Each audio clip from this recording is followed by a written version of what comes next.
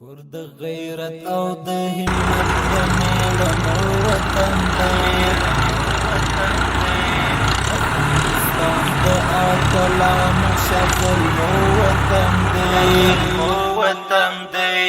ویاړ د تاریخ د هر زمان د سترګو تور دی زمون دا د کندهار ښار په درېیمه ناحیه، څلورمه ناحیه او پنځمه ناحیه کې غځېدلی پاتاب دی چې د نظم خاص څخه شروع او بیا د ناصرانو تر کلي پورې جریان لري. تقریبا 2.5 کیلومتره اوږدوالی او 6 متره پردوالی لري.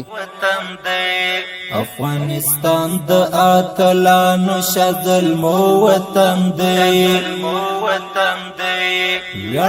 دغه پاتاب چې د دې خوجې په مانده سره مشهور دی د کلونو راهیسې بند و.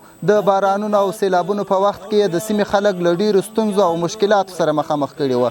فعلانې ښاروالۍ د پاکولو چارې راپیل کړې. یاد پاتاو د ډېرو کلونو څخه بند و چې د سیلابو او د بارانو په وخت کې به خلکو ته ډېر مالي او ځاني تاوانونه هم اړولي دي. بل تاسې په عملي شکل وینئ چې خلکو په ټیلو مټرانو خاور رایستلې ده او پاتاو ته اچولې ده چې دغه موږ ته ډېر مشکل جوړ کړی دی. نو غوښتنه مو دغه ده چې د خپل د کورونو خاورو یا ساختماني مواد ډېر راباسي، هغه باید د ښار څخه د باندې وباسي یا په ټاکلو ځایونو کې واچوي چې بیا ښاروالي په اسانه سره وکولی شي هغه انتقال کړي. د دغه پاتاو په پاکولو کې هره ورځ 500 کسان په کار کولو بوخت دي. تقریبا یوه هفته مخکې د پاکولو چارې راپیل سوې او پاته کارونه به یې د 2 میاشتو په موده کې بشپړ سي.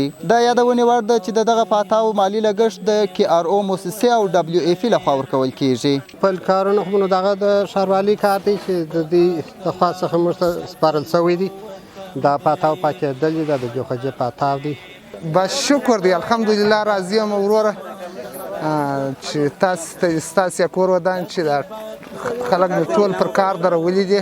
د نوموړي پاتاو په پاکولو سره د سیمې خلکو زیاته خوښي وښودل او د کندهار ښاروالۍ څخه یې ځانګړې مننه وکړل. په ژمي کې به اوبه نه چېرېدلې، په دوبي کې به بدبویي وه، غوماشې به وې، دا لار به خرابه وه.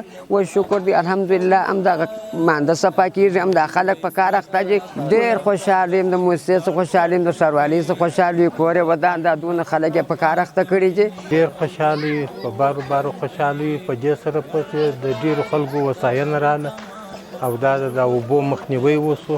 تر دې ډېرې مځکې لاندې دي پسې چې د مځکو ته ښه پاکې اوبه ورسېږي او د دې څخه در مخه اوبه راپورته کېدلې، داسې دا کورونه یې وړله. اوس چې دی پاک شو نو امکان لري پسې چې اوبه دې هم نشي راپورته. حیرت نه وي چې د دغه کثافاتو انتقال د کندهار ښاروالۍ لخوا او د کارګرو نظارت د ښاروالۍ د تنظیم په عمومي مدیریت لخوا ترسره کیږي. ویاړ د تاریخ د هر زمان د سترګو تور دی زمون د باتورو او ویاړلو ننګیالو وطن دی.